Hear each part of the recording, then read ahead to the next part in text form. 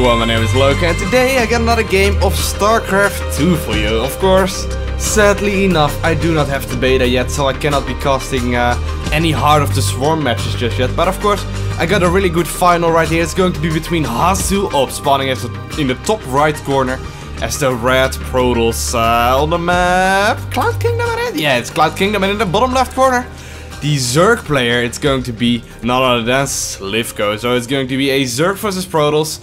Of course, Stinks of Liberty? No, still Wings of Liberty.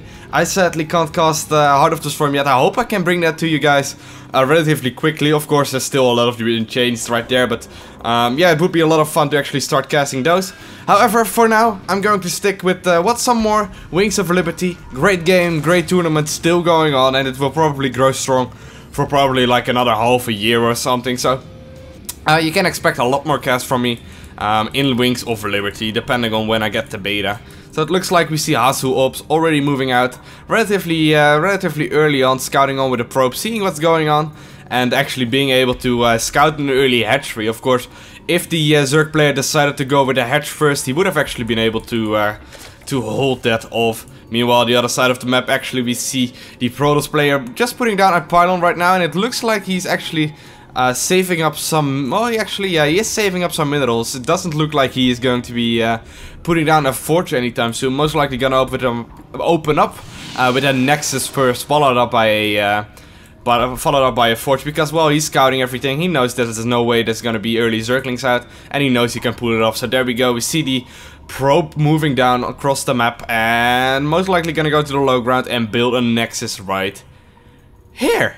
Come on! Yeah, there we go. Nexus going down right now. Most likely going to save up some more minerals and get the forge right away. Just to be safe, putting up that safety cannon early on, while the other probe on the other side of the map tries to block the expansion for Slivko as long as he can. And oh, looks like Slivko did manage to get that expansion up a little bit later than he would normally get it.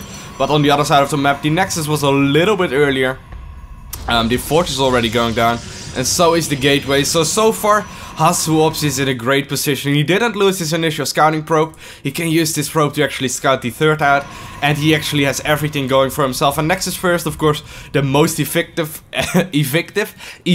opener, followed up by a forge, and then after a greedy gateway, followed up by another pylon, and most likely gonna go into the cannon right away right now. But he definitely managed to pull off a really greedy opener. Also going to be able to check out this. He actually has the probe hidden right here.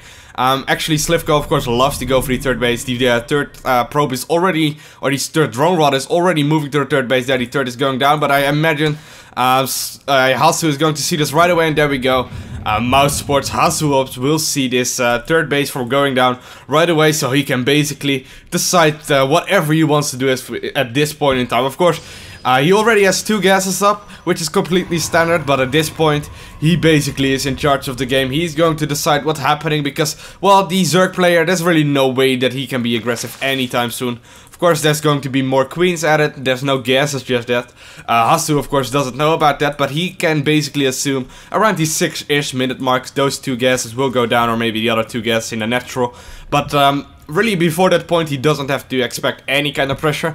So for now, he's going to be completely safe. Of course, there is actually a few build orders that's not being used anymore, where you cancel this third base and go for a roach bust. But that would just be a completely 100% all in by Slivko, and well, it's Slivko. He just doesn't really do that kind of stuff. He is really aggressive, however.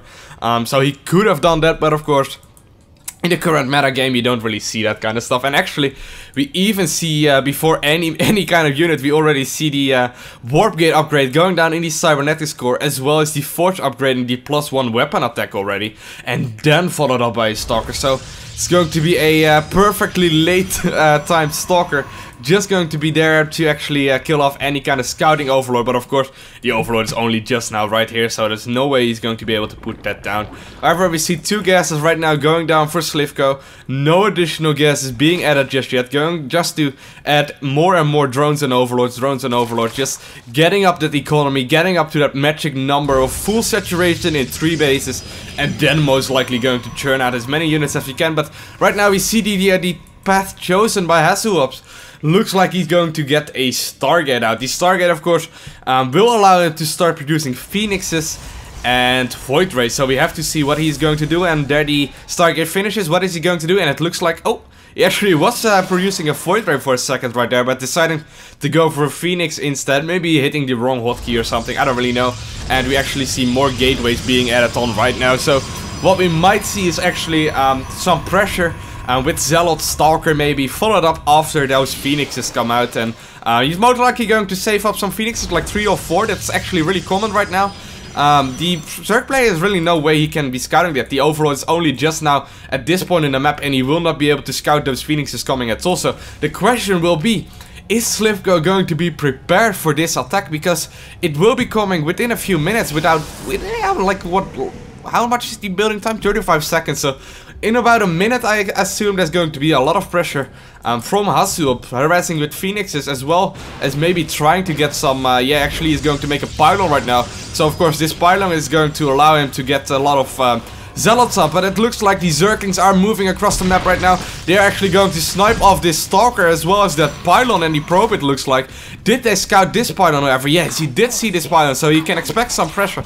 And as you can see, perfect reaction right there by Slivko. Slivko is seeing those Phoenixes, and normally you want to be droning up, but he scouted the proxy pylon, so he decides to get some roaches up instead as well, just to be safe. And there you see a lot of roaches already going down, as well as spore crawlers all over the map. 1, 2 and 3 spore crawlers, as well as a Hydralisk Den, going to make him 100% safe against whatever HasuObs is doing. Of course, it all depends on the timing though. Will he be able to do it at the time? And it looks like the spore crawler is up in time, so we see some great timing right there by Slivko.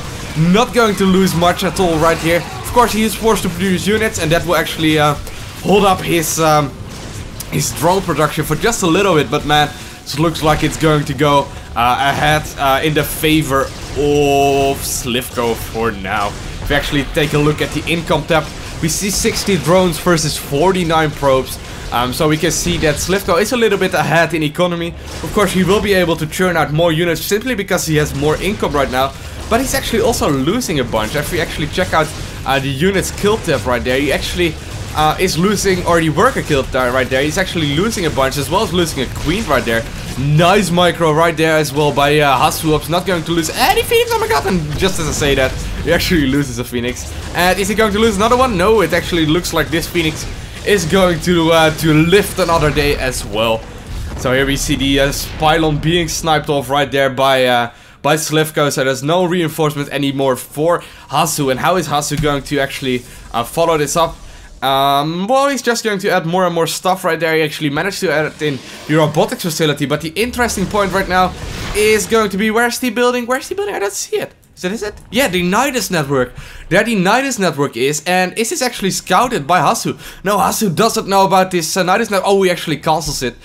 He decides to cancel the Nidus network. He probably thought it was scouted already, but he decided to instead go with something else. Most likely going to tack up to Hive a little bit later. There we actually see the Spire going down, so he can either start churning out a lot of air units, or he can just decide to do whatever he wants. While we see HasuObs going for the aggressive third base relatively early. He has a bunch of sentries out, a bunch of immortals and a few stalkers as well.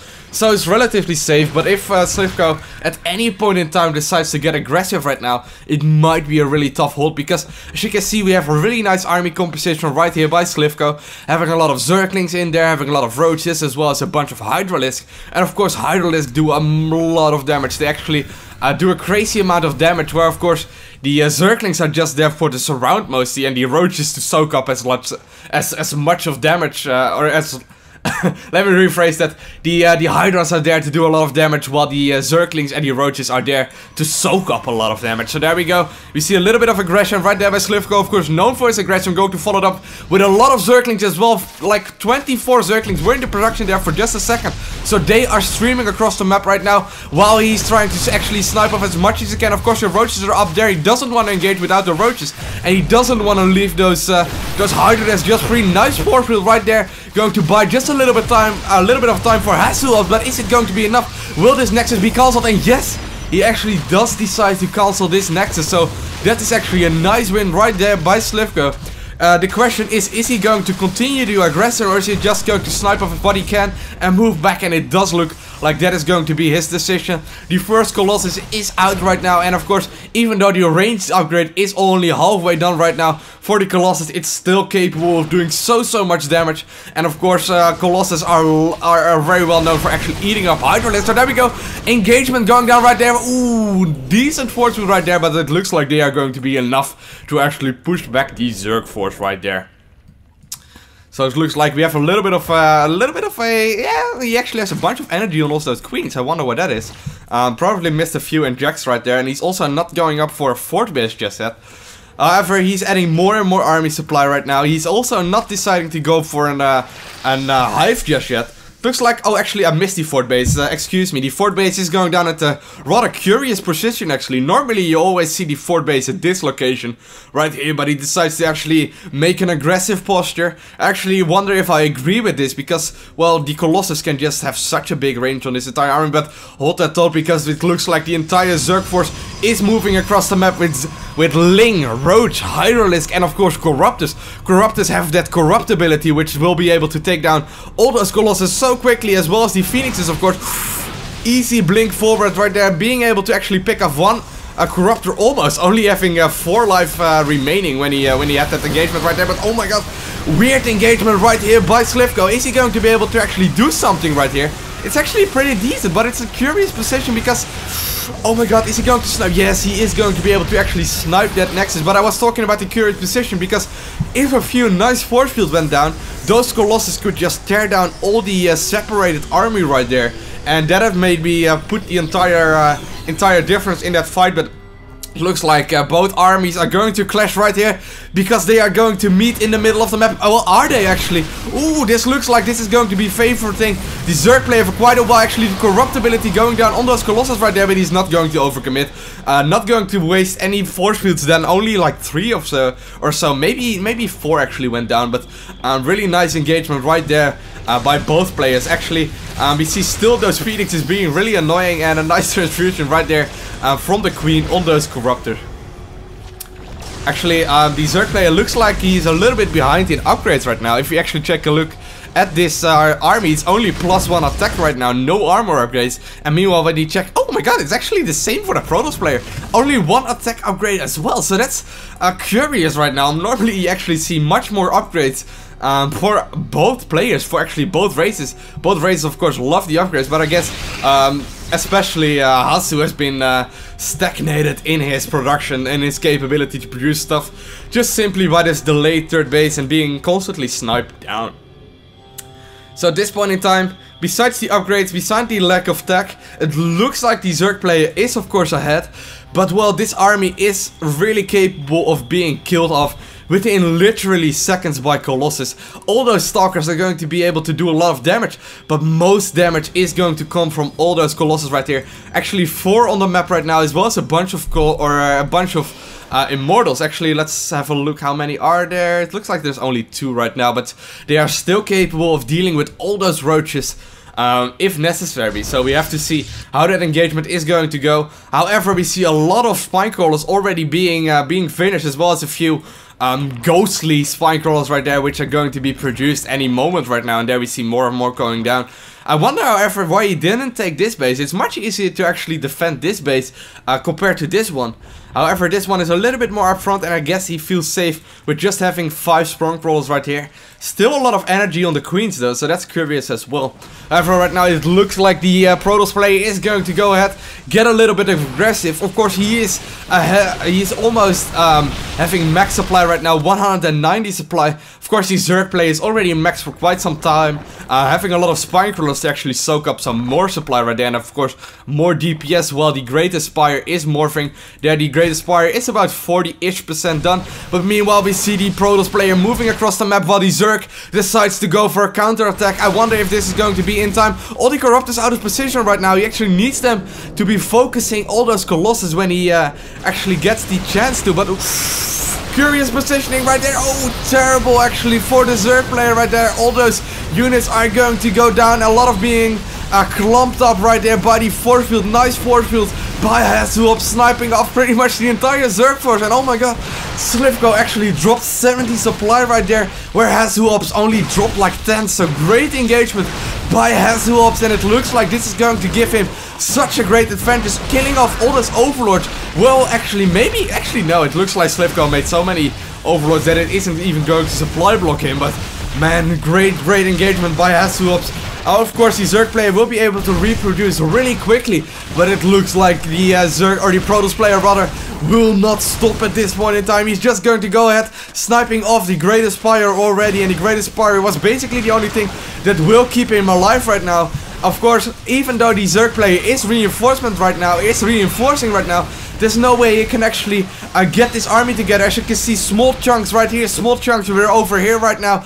But it looks like he get a little bit of an army right there, but only the Colossus will already be enough. However, huge Broodlords right there, a huge amount of Broodlords already being right there. 9 Broodlords it looks like. If you actually open up the unit tab, you see 46 drones right now versus 60 procs.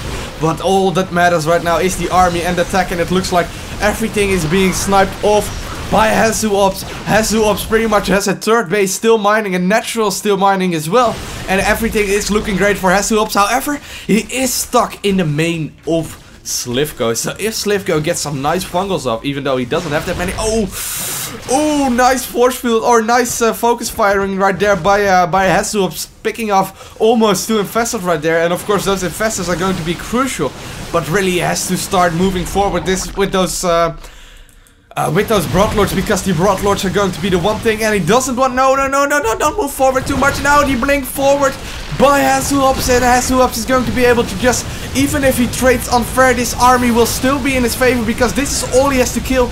Once he kills his entire army, it looks like the Zerg player is going to down, and oh my god, those Colossus are going to be focus firing, those Hydralisks doing so much damage, and it looks like only a few units remain. Nice blink forward, once again going to focus fire all those Broodlords, and it looks like all the Broodlords went down already, and it looks like, yeah, this is going to be a cleanup for HasuObs. A few lonely infested marines are going to stalk right there, but no, they are not going to do anything, and GG Gratz is called by Slivko. So this game went in favor of HasuObs. Great play by HasuObs.